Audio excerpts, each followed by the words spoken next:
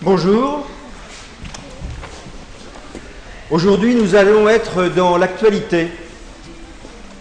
Nous allons assister à un moment dont tout le monde se souvient et qui va se produire à nouveau. Nous allons assister à l'annonce de la naissance de Jésus. Alors, on va commencer chez une dame qui est déjà un peu âgée et qui n'avait pas encore d'enfant et qui va avoir un enfant. Et il y a 6 mois qu'elle est enceinte. Depuis 6 mois, elle sait que enfin, elle va avoir un enfant. Mais comme elle est un peu vieille, elle se dit « je ne vais en parler à personne ». Parce que si ça n'arrivait pas, ça serait encore plus embêtant. Donc cette dame qui s'appelle Élisabeth et qui va devenir la maman de Jean le Baptiste, cette dame attend en secret la naissance d'un enfant. Et cette dame Élisabeth a une cousine. Elle a une cousine qui est beaucoup plus jeune qu'elle. Elle a une cousine qui habite dans une petite ville de Galilée qui s'appelle Nazareth. Et voilà que le texte, celui de Saint Luc en l'occurrence, nous dit ce qui se passe. Saint Luc nous explique qu'un jour, Dieu envoie l'ange Gabriel chez une jeune fille qui habite Nazareth en Galilée. Et il ajoute, et le nom de la jeune fille est Marie. Et voilà donc Gabriel qui arrive chez Marie. Comment ça se passe? Le texte nous explique comment ça s'est passé. Alors on peut se demander comment Saint Luc sait comment ça s'est passé. Eh bien Saint Luc était très jeune quand Jésus l'a emmené avec lui. Il est un des apôtres. Et voilà que Saint Luc, très jeune, a passé beaucoup de temps avec Marie, la maman de Jésus.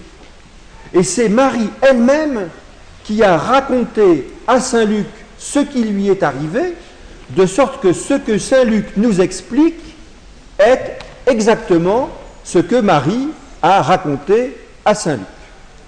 Voilà donc Marie qui est chez elle et arrive quelqu'un qu'elle n'a jamais vu, quelqu'un qui se trouve être l'archange Gabriel. Et le texte nous dit, il entra chez elle. Il arrive et il entre. Il n'est pas annoncé, il ne tape pas à la porte, il arrive, il entre.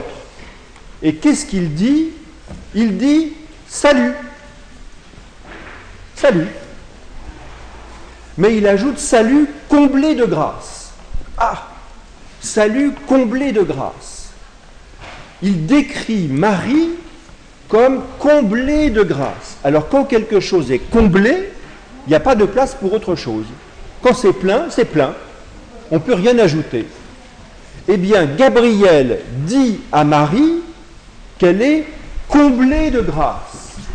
Et il ajoute, le Seigneur est avec toi. Alors vous, je ne sais pas, mais n'importe quelle jeune fille qui est chez elle et qui verrait arriver quelqu'un qui lui dit « Salut, comblée de grâce, le Seigneur est avec toi », il doit y avoir un moment d'étonnement. Et en effet, le texte nous dit que, en entendant ce salut, Marie est bouleversée. Elle est bouleversée. Elle voit ce personnage entrer chez elle, qui lui annonce qu'elle est comblée de grâce et que le Seigneur est avec elle. Elle est bouleversée. Mais le texte ajoute qu'elle ne s'arrête pas de réfléchir pour autant. Le texte nous dit qu'elle fut bouleversée et qu'elle se demandait ce que ce salut pouvait vouloir dire.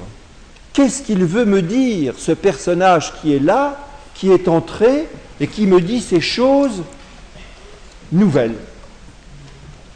Alors, l'ange voit bien que Marie est bouleversée. L'ange voit bien que Marie ne sait pas s'il faut qu'elle ait peur, qu'elle s'en aille, qu'elle demande de l'aide ou quoi que ce soit. Et le texte nous dit que l'ange fait attention à Marie. Donc le texte dit, l'ange vit que Marie était bouleversée et il lui dit « Rassure-toi, rassure-toi ». Alors est-ce qu'un ange c'est très rassurant? Est-ce que le fait que la parole de Dieu arrive chez toi c'est très rassurant? Eh bien on va voir, parce que l'ange continue à parler.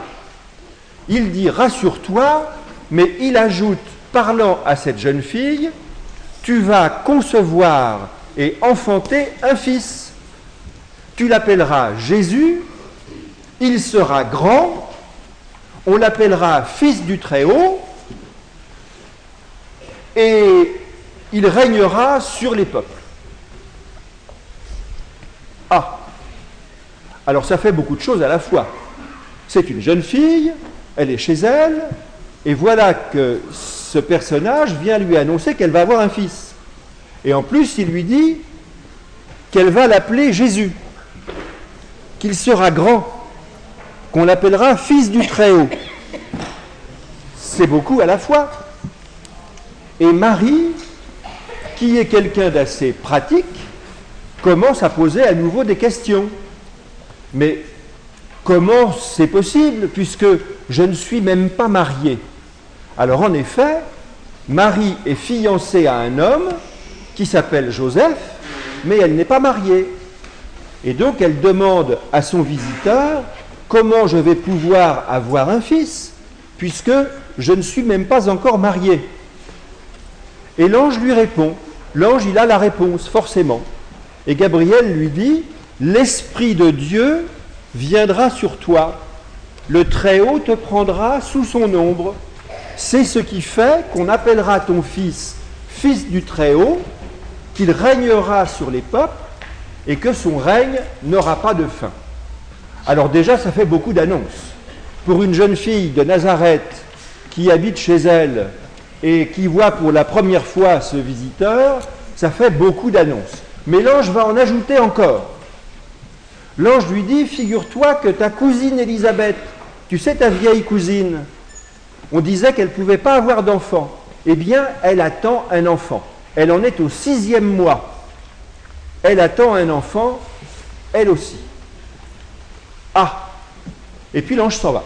Le texte nous dit, l'ange la quitta. Bon. Alors Marie est à nouveau toute seule, avec cette nouvelle qu'on vient de lui annoncer, y compris le fait que Élisabeth, sa vieille cousine, attend un enfant. Et qu'est-ce qu'elle fait? Eh bien, Marie, elle a du sens pratique. Elle a une vieille cousine qui attend un enfant, elle en est au 6e mois, elle sait que ça peut être très compliqué, donc elle prend son baluchon et elle part chez Élisabeth. Le texte nous dit, Marie se mit en route en toute hâte. Donc elle ne veut surtout pas manquer à sa cousine pour l'aider. Donc la voilà partie chez sa cousine. Ça fait un petit voyage quand même. Mais elle marche vite. Elle arrive chez Élisabeth, qui est l'épouse de Zacharie, et voilà que, à son tour, elle salue Élisabeth. Salut! Et Élisabeth, le texte nous dit, Élisabeth fut remplie de l'Esprit Saint. En entendant le salut de Marie, Élisabeth est remplie de l'Esprit Saint et elle se met à crier. Salut Marie, tu es bénie entre toutes les femmes et l'enfant que tu portes est béni. Élisabeth dit ça à Marie. Elle ne sait même pas que Marie est enceinte et pourtant elle lui dit tu es bénie entre toutes les femmes et l'enfant que tu portes est béni. L'Esprit Saint révèle à Élisabeth que Marie attend un enfant et pas n'importe quel enfant parce qu'Élisabeth continue.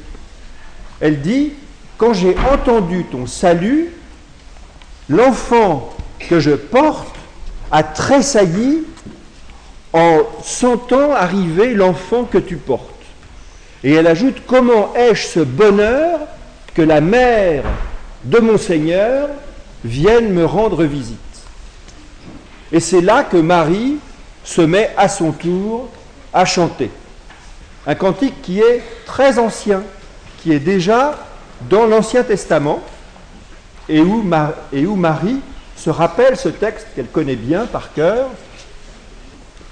« Mon âme exalte le Seigneur, exulte mon esprit en Dieu mon Sauveur. Il s'est penché sur son humble servante. Désormais tous les âges me diront bienheureuse. » C'est le chant de Marie qui reprend un chant très ancien, qui est le chant du bonheur d'une maternité un peu particulière. Et le texte nous dit que Marie reste à peu près 3 mois avec Élisabeth. Donc comme Élisabeth était au 6e mois de sa grossesse quand Marie arrive, Marie l'accompagne presque jusqu'à l'accouchement. Et puis Marie rentre chez elle. Et maintenant c'est la messe.